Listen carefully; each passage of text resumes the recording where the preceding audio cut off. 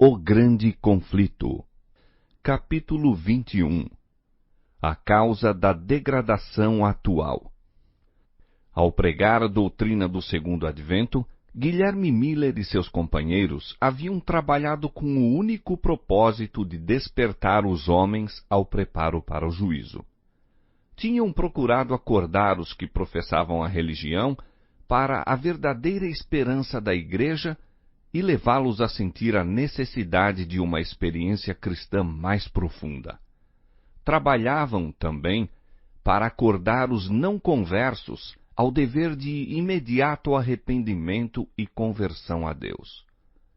Não faziam tentativas para converter os homens a uma seita ou partido em matéria de religião. Daí o trabalharem em todas as facções e seitas, sem interferências com sua organização ou disciplina. Em todos os meus trabalhos, disse Miller, nunca tive o desejo ou o pensamento de criar qualquer interesse separado do das denominações existentes ou de beneficiar uma em detrimento de outra. Pensava em beneficiar a todas. Supondo que todos os cristãos se regozijassem com a perspectiva da vinda de Cristo e que os que não viam as coisas como eu as via, não haveriam por isso de menosprezar os crentes nesta doutrina, não pensei em qualquer necessidade de reuniões separadas. Todo o meu objetivo se concentrava no desejo de converter almas a Deus, cientificar o mundo do juízo vindouro e induzir meus semelhantes a fazer o preparo de coração que os habilitaria a encontrar-se com seu Deus em paz. A grande maioria dos que se converteram pelos meus trabalhos uniram-se às várias igrejas existentes. Memórias de Guilherme Miller, Bliss. Como sua obra tendia a edificar as igrejas, foi por algum tempo olhada com favor. Mas, decidindo-se os pastores e os dirigentes religiosos contra a doutrina da segunda vinda de Cristo, e desejando suprimir toda agitação a respeito, não somente se opuseram a ela do púlpito, mas também negaram a seus membros o privilégio de assistir a pregações sobre o assunto ou mesmo falar de tal esperança nas reuniões de oração da igreja. Assim, encontraram-se os crentes em grande provação e perplexidade. Amavam suas igrejas e repugnavam-lhes o separar-se delas. Mas, como vissem suprimido o testemunho da palavra de Deus e negado o direito de investigar as profecias, compreenderam que a lealdade para com o Senhor lhes vedava a submissão. Não poderiam considerar os que procuravam excluir o testemunho da palavra de Deus como constituindo a Igreja de Cristo coluna e base da verdade. Daí, os se sentirem justificados em desligar-se dessas congregações. No verão de 1844, aproximadamente 50.000 se retiraram das igrejas. Por esse tempo, uma assinalada mudança se presenciou na maioria das igrejas dos Estados Unidos. Havia muitos anos se vinha verificando uma conformação cada vez maior, gradual mas constante, com as práticas e costumes do mundo e, bem assim, um declínio correspondente da verdadeira vida espiritual. Mas, naquele ano, evidenciou-se uma decadência súbita e notável em quase todas as igrejas do país. Se bem que ninguém parecesse capaz de indicar a causa, o fato em si mesmo era largamente notado e comentado tanto pela imprensa como do púlpito. Numa reunião do presbitério de Filadélfia, o Sr. Barnes, autor de um comentário largamente usado e pastor de uma das principais igrejas daquela cidade, declarou que estava no ministério fazia 20 anos e nunca, até a última comunhão, tinha administrado a ordenância sem receber na igreja novos membros, ora mais, ora menos. Agora, acrescentou, não há despertamento nem conversões, tampouco se evidencia crescimento em graça por parte dos que professam a religião e ninguém chegava ao seu gabinete de estudo a fim de falar a respeito da salvação da alma. Com o prosperar dos negócios e as brilhantes perspectivas do comércio e da indústria, aumentou o espírito de mundanismo. Isto se dá com todas as denominações. No mês de fevereiro do mesmo ano, o professor Finney do Colégio Oberlin disse: temos tido perante o Espírito o fato de que, em geral, as igrejas protestantes de nosso país são como tais, ou apáticas ou hostis a quase todas as reformas morais da época. Há algumas exceções, todavia insuficientes para que isso deixe de ser geral. Nota-se, além disso, a falta quase universal de influência revivificadora nas igrejas. A apatia espiritual invade quase tudo e é terrivelmente profunda. Assim testifica a imprensa religiosa de todo o país. Quase que geralmente, os membros da igreja estão se tornando seguidores da moda. Dão mãos aos descrentes nas reuniões de prazer, nas danças, nas festas, etc. Mas não necessitamos de nos expandir nesse assunto lastimável. Basta que as provas se intensifiquem e se despenhem pesadamente sobre nós para mostrar que as igrejas em geral se estão degenerando lamentavelmente. Elas se têm afastado muito do Senhor, que se retirou delas. E um escritor no Religious Telescope testificou: nunca testemunhamos declínio religioso tão generalizado como no presente. Em verdade, a igreja deveria despertar e pesquisar a causa desta situação aflitiva, pois, como aflito é que deveria ser encarado este estado de coisas por todo aquele que ama a Sião. Quando nos lembramos de quão poucos e espaçados casos de verdadeira conversão existem, e da insolência e obstinação dos pecadores, quase sem precedentes, exclamamos como que involuntariamente: esqueceu-se Deus de ser misericordioso? Ou está fechada a porta da graça? Semelhante condição nunca prevalecera sem causa na própria igreja. As trevas espirituais que caem sobre as nações, igrejas e indivíduos são devidas não à retirada arbitrária do socorro da graça divina por parte de Deus, mas à negligência ou rejeição da luz divina por parte dos homens. Exemplo frisante desta verdade vê-se na história do povo judeu no tempo de Cristo. Pelo apego ao mundo e esquecimento de Deus e sua palavra, tornou-se-lhes obscurecido o entendimento e o coração mundano e sensual. Daí estarem em ignorância quanto ao advento do Messias e, em seu orgulho e incredulidade, rejeitarem o Redentor. Mesmo assim, Deus não privou a nação judaica do conhecimento das bênçãos da salvação ou de participar delas. Aqueles, porém, que rejeitaram a verdade, perderam todo o desejo do dom do céu. Tinham posto as trevas pela luz e a luz pelas trevas, até que a luz que neles estava se tornou em trevas. E quão grandes eram as trevas! Convém à política de Satanás que os homens conservem as formas da religião, embora falte o espírito da piedade vital. Depois de terem rejeitado o Evangelho, os judeus continuaram zelosamente a manter seus antigos ritos. Preservavam com rigor o exclusivismo nacional, ao mesmo tempo em que não podiam deixar de admitir que a presença de Deus não mais era entre eles manifesta. A profecia de Daniel apontava tão insofismavelmente para o tempo da vinda do Messias e tão diretamente lhes predizia sua morte, que eles desacoroçoavam o estudo dessa profecia e, finalmente, os rabis pronunciaram a maldição sobre todos os que tentassem uma contagem do tempo.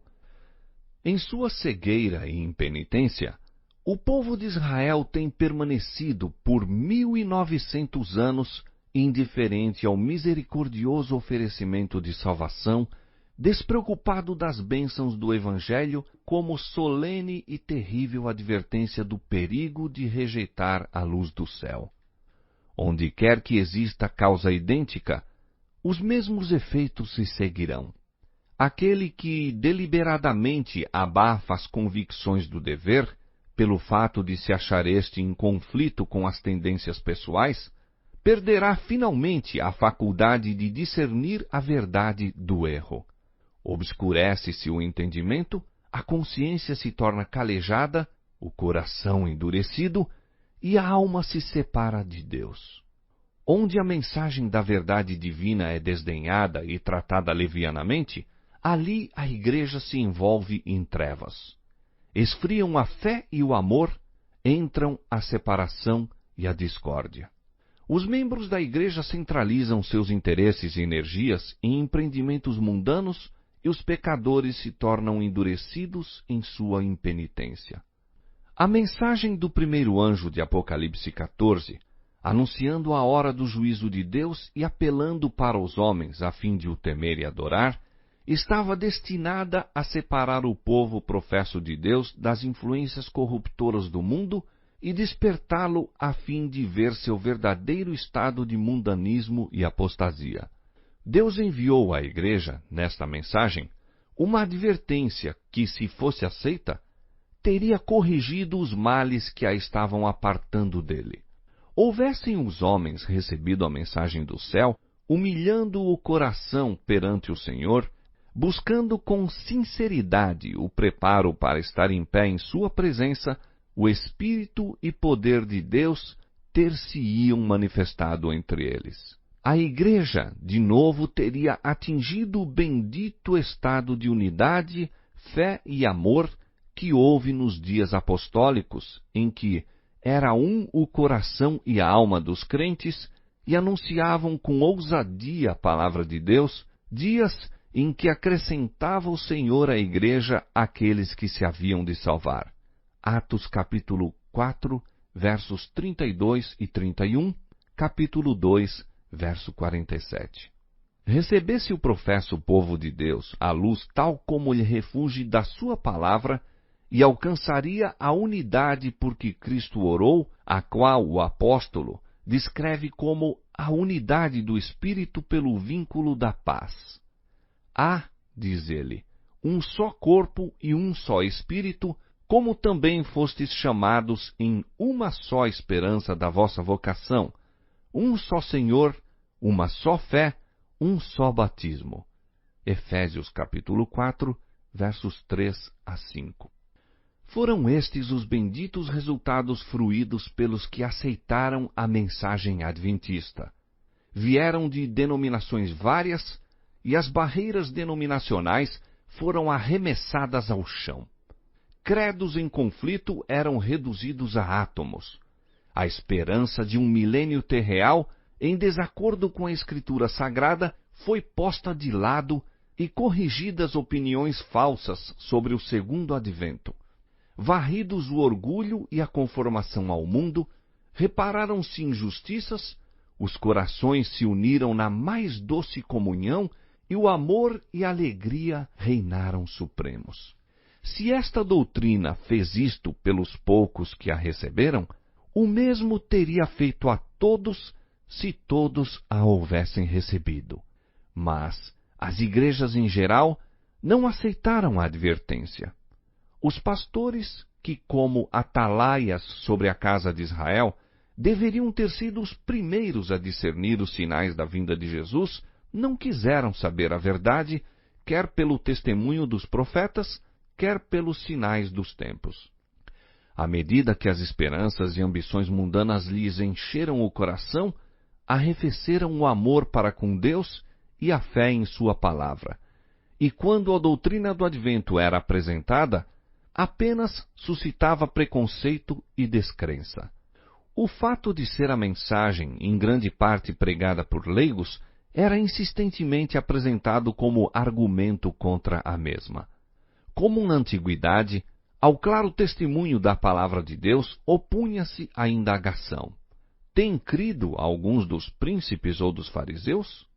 E vendo quão difícil tarefa era refutar os argumentos aduzidos dos períodos proféticos, muitos desacoroçoavam o estudo das profecias ensinando que os livros proféticos estavam selados e não deveriam ser compreendidos. Multidões, confiando implicitamente nos pastores, recusaram-se a ouvir a advertência, e outros, ainda que convictos da verdade, não ousavam confessá-la para não serem expulsos da sinagoga. A mensagem que Deus enviara para provar e purificar a igreja revelou com muita evidência quão grande era o número dos que haviam posto a afeição neste mundo ao invés de Cristo. Os laços que os ligavam à terra mostravam-se mais fortes do que as atrações ao céu. Preferiam ouvir a voz da sabedoria mundana e desviavam-se da probante mensagem da verdade. Rejeitando a advertência do primeiro anjo, desprezaram os meios que o céu provera para a sua restauração. Desacataram o mensageiro de graça que teria corrigido os males que os separavam de Deus e com maior avidez volveram à busca da amizade do mundo. Eis aí a causa da terrível condição de mundanismo, apostasia e morte espiritual que prevalecia nas igrejas em 1844. No capítulo 14 do Apocalipse, o primeiro anjo é seguido por um segundo anjo que proclama: Caiu, caiu Babilônia, aquela grande cidade que a todas as nações deu a beber do vinho da ira da sua prostituição. Apocalipse 14, 8. O termo Babilônia é derivado de Babel e significa confusão. É empregado nas Escrituras para designar as várias formas de religião falsa ou apóstata. Em Apocalipse capítulo 17, Babilônia é representada por uma mulher, figura que a Bíblia usa como símbolo de igreja, sendo uma mulher virtuosa a igreja pura e uma mulher abjeta a igreja apóstata. Nas Escrituras, o caráter sagrado e permanente da relação entre Cristo e sua igreja é representado pela união matrimonial. O Senhor uniu a si o seu povo por meio de um concerto solene, prometendo-lhe ser seu Deus, enquanto o povo se comprometia a ser unicamente dele. Disse o Senhor: E desposar-te-ei comigo para sempre. Desposar-te-ei comigo em justiça, e em juízo, e em benignidade, e em misericórdias. Oséias 2:19. E no outro lugar, eu vos desposarei. Jeremias 3:14. E São Paulo emprega a mesma figura no Novo Testamento quando diz: Porque vos tenho preparado para vos apresentar como uma virgem pura a um marido, a saber, a Cristo. 2 Coríntios 11:2. A fidelidade da Igreja para com Cristo, permitindo que sua confiança e afeição dele se desviem, e consentindo que o amor às coisas mundanas ocupe a alma, é comparada com a violação do voto conjugal.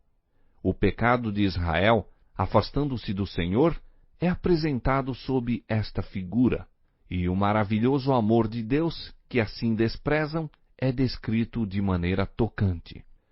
Dei-te juramento e entrei em concerto contigo, diz o Senhor Jeová, e tu ficaste sendo minha. E foste formosa em extremo, e foste próspera, até chegares a ser rainha. E correu a tua fama entre as nações por causa da tua formosura, pois era perfeita por causa da minha glória que eu tinha posto sobre ti. Mas confiaste na tua formosura e te corrompeste por causa da tua fama. Como a mulher se aparta aleivosamente do seu companheiro, assim aleivosamente te houveste comigo, ó casa de Israel, diz o Senhor. Como a mulher adúltera que, em lugar de seu marido, recebe os estranhos. Ezequiel capítulo 16, verso 8, versos 13 a 15 e verso 32, e Jeremias capítulo 3, verso 20. No Novo Testamento, expressão muito semelhante é dirigida aos professos cristãos que buscam a amizade do mundo, de preferência ao favor de Deus. Diz o apóstolo São Tiago: Adúlteros e adúlteras, não sabeis vós que a amizade do mundo é inimizade contra Deus? Portanto, qualquer que quiser ser amigo do mundo, constitui-se inimigo de Deus. A mulher de Apocalipse 17, Babilônia, é descrita como estando vestida de púrpura e de escarlata e adornada com ouro e pedras preciosas e pérolas, e tinha na sua mão um cálice de ouro cheio das abominações e da imundície, e na sua testa estava escrito o nome, Mistério, a grande Babilônia, a mãe das prostituições. Diz o profeta: vi que a mulher estava embriagada do sangue dos santos e do sangue das testemunhas de Jesus. Declara ainda ser Babilônia a grande cidade que reina sobre os reis da terra. Apocalipse capítulo 17, versos 4 a 6 e verso 18. O poder que por tantos séculos manteve despótico domínio sobre os monarcas da cristandade é Roma. A cor púrpura e escarlata, o ouro, as pérolas e pedras preciosas pintam ao vivo a magnificência e extraordinária pompa ostentadas pela altiva Sé de Roma. E de nenhuma outra potência se poderia, com tanto acerto, declarar que está embriagada do sangue dos santos, como daquela igreja que tão cruelmente tem perseguido os seguidores de Cristo. Babilônia é também acusada do pecado de relação ilícita com os reis da terra. Foi pelo afastamento do Senhor e aliança com os gentios que a igreja judaica se tornou prostituta. E Roma, corrompendo-se de modo semelhante ao procurar o apoio dos poderes do mundo, recebe condenação idêntica. Declara-se que Babilônia é mãe das prostitutas. Como suas filhas, devem ser simbolizadas as igrejas que se apegam às suas doutrinas e tradições, seguindo-lhe o exemplo em sacrificar a verdade e a aprovação de Deus, a fim de estabelecer uma aliança ilícita com o mundo. A mensagem de Apocalipse 14, anunciando a queda de Babilônia, deve aplicar-se às organizações religiosas que se corromperam. Visto que esta mensagem se segue à advertência acerca do juízo, deve ser proclamada nos últimos dias. Portanto, não se refere apenas à Igreja de Roma, pois que esta igreja tem estado em condição decaída há muitos séculos. Demais, no capítulo 18 do Apocalipse, o povo de Deus é convidado a sair de Babilônia. De acordo com esta passagem, muitos do povo de Deus ainda devem estar em Babilônia.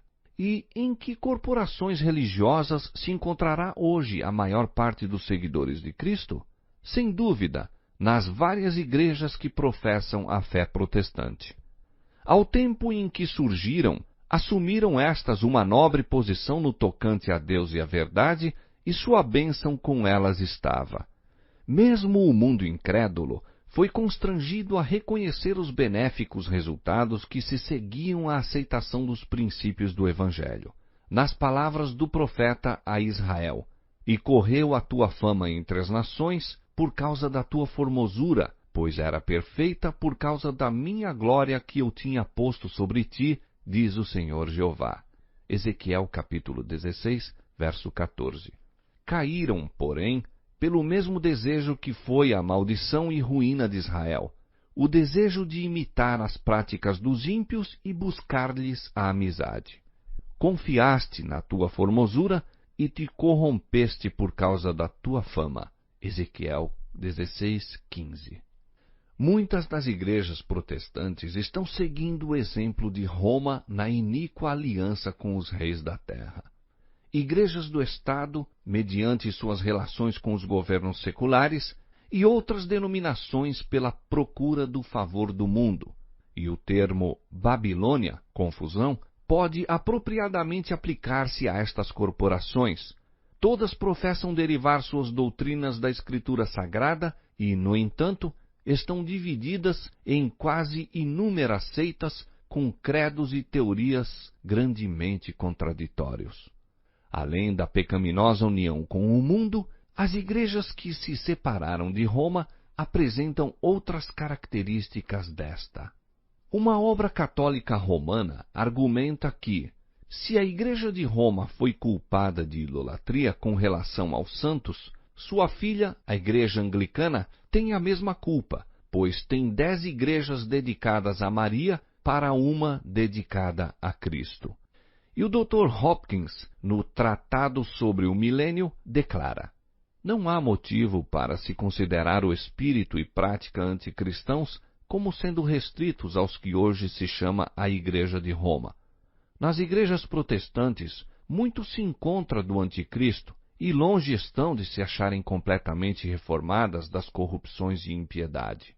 Com respeito à separação da igreja presbiteriana da de Roma, escreve o Dr. Guthrie: há 300 anos, nossa igreja, com uma Bíblia aberta em seu estandarte e ostentando esta divisa, examinai as Escrituras, saiu das portas de Roma.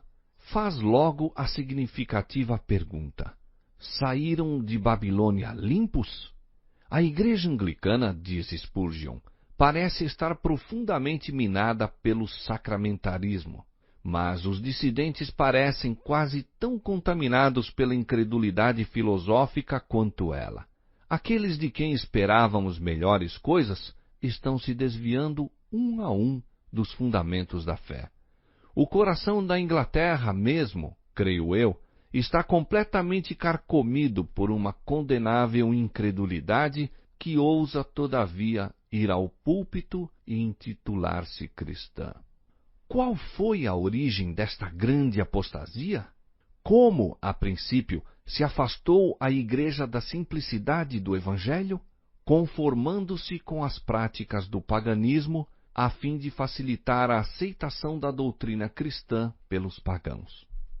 O apóstolo São Paulo, em seus dias, declarou: já o mistério da injustiça opera, segundo Tessalonicenses 2:7. Durante a vida dos apóstolos, a igreja permaneceu relativamente pura, mas, pelo fim do 2º século, a maioria das igrejas tomou nova forma. Desapareceu a primitiva simplicidade e, insensivelmente, ao baixarem ao túmulo os velhos discípulos, seus filhos, juntamente com os novos conversos, puseram-se à frente da causa e lhe deram novo molde. Para conseguir conversos, aviltou-se o elevado estandarte da fé cristã e, como resultado, uma inundação pagã invadindo a igreja trouxe consigo seus costumes, práticas e ídolos. Como o cristianismo conseguisse o favor e apoio dos príncipes seculares, foi nominalmente aceito pelas multidões, mas conquanto muitos se intitulassem cristãos, na realidade permaneciam no paganismo e, especialmente em segredo, adoravam os ídolos. Não se tem repetido o mesmo caso em quase todas as igrejas que se intitulam protestantes? Com o desaparecimento dos fundadores, dos que possuíam o verdadeiro espírito de reforma, seus descendentes põem-se na dianteira e dão novo molde à causa. Embora se apeguem cegamente ao credo dos pais e se recusem a aceitar qualquer verdade além da que lhes foi dada a conhecer, os filhos dos reformadores se afastam grandemente do exemplo paterno de humildade, abnegação e renúncia do mundo. Assim, a primitiva simplicidade desaparece. Um dilúvio de mundanismo invade a igreja e leva consigo seus costumes, práticas e ídolos. Ai! Até que ponto terrível a amizade do mundo, que é inimizade contra Deus, é hoje acalentada entre os professos seguidores de Cristo. Quão largamente se tem as igrejas populares de toda a cristandade afastado da norma bíblica da humildade, abnegação, simplicidade e piedade. Falando a respeito do uso correto do dinheiro, disse João Wesley: não dissipeis parte alguma de tão precioso talento simplesmente em satisfazer o desejo dos olhos, com vestuário supérfluo ou dispendioso, ou com adornos desnecessários.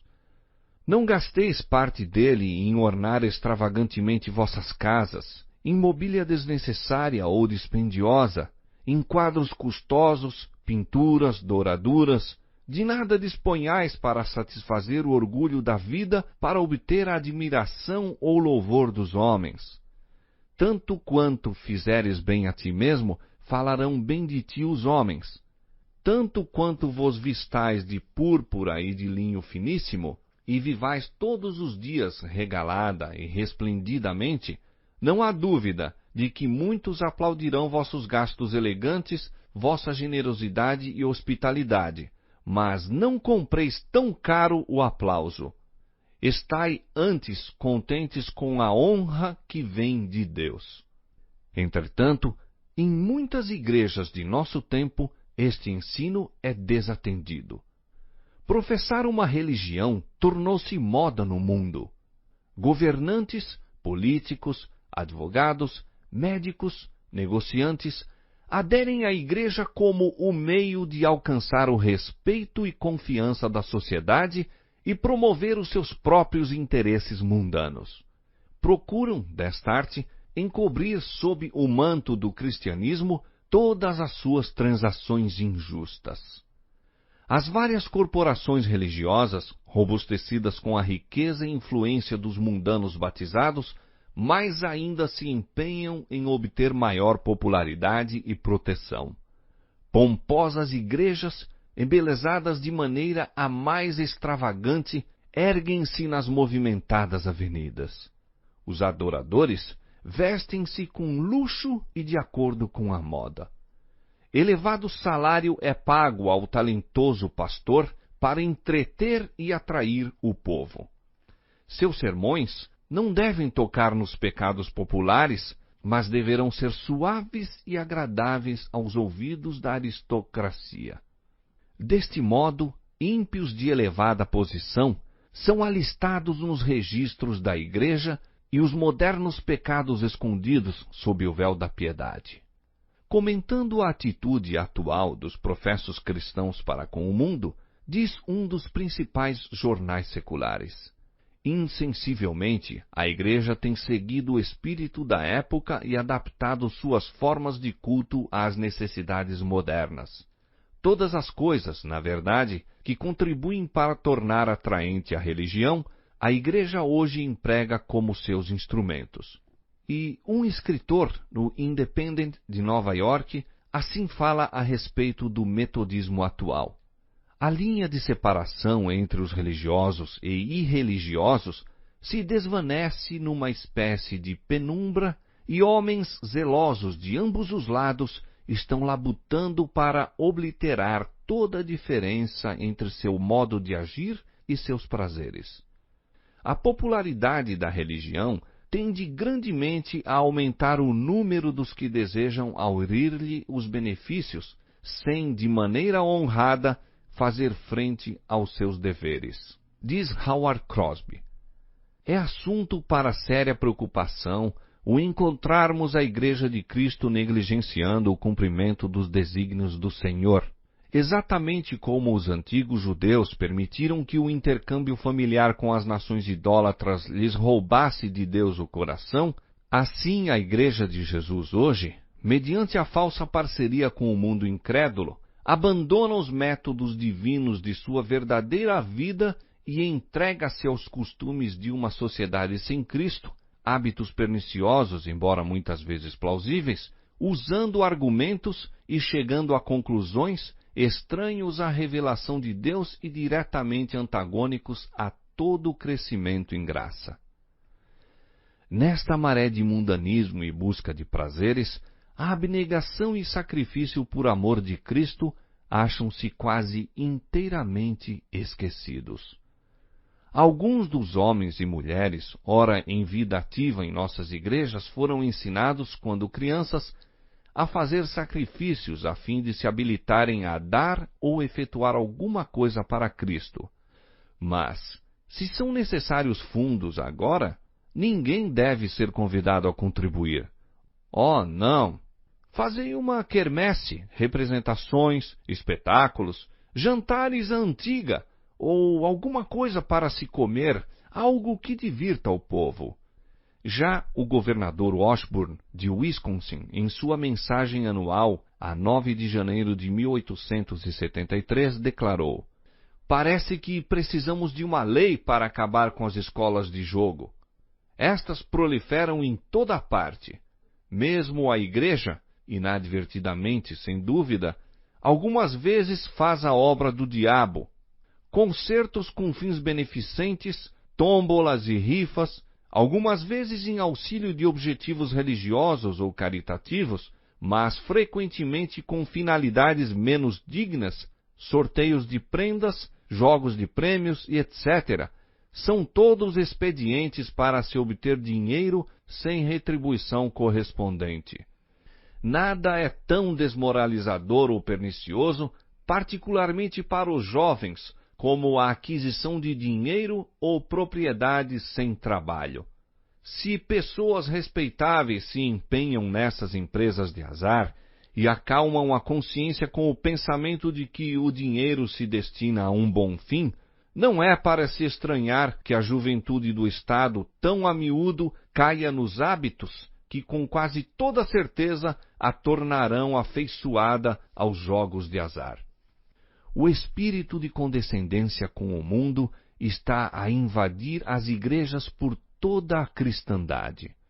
Roberto Atkins, num sermão pregado em Londres, pinta tenebroso quadro do declínio espiritual que prevalece na Inglaterra. Os verdadeiros justos estão desaparecendo da terra e ninguém leva isto a sério. Os que atualmente em todas as igrejas professam a religião são amantes do mundo, condescendentes com o mundo, afeiçoados ao conforto pessoal e desejosos de honras. São chamados a sofrer com Cristo, mas temem o vitupério. Apostasia, apostasia, apostasia está mesmo gravado na frente de cada igreja.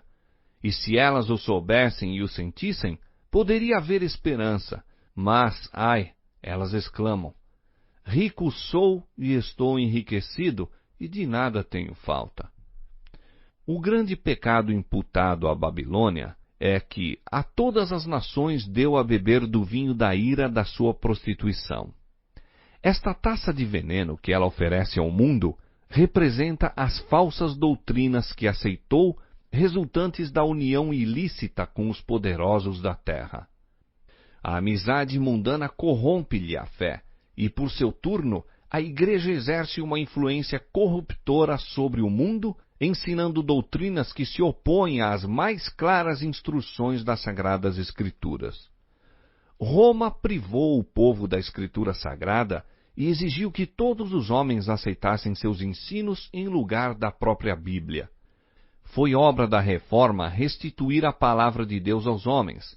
Não é, porém, sobejamente verdade que nas igrejas modernas os homens são ensinados a depositar fé no credo e dogmas de sua igreja em vez de nas Escrituras?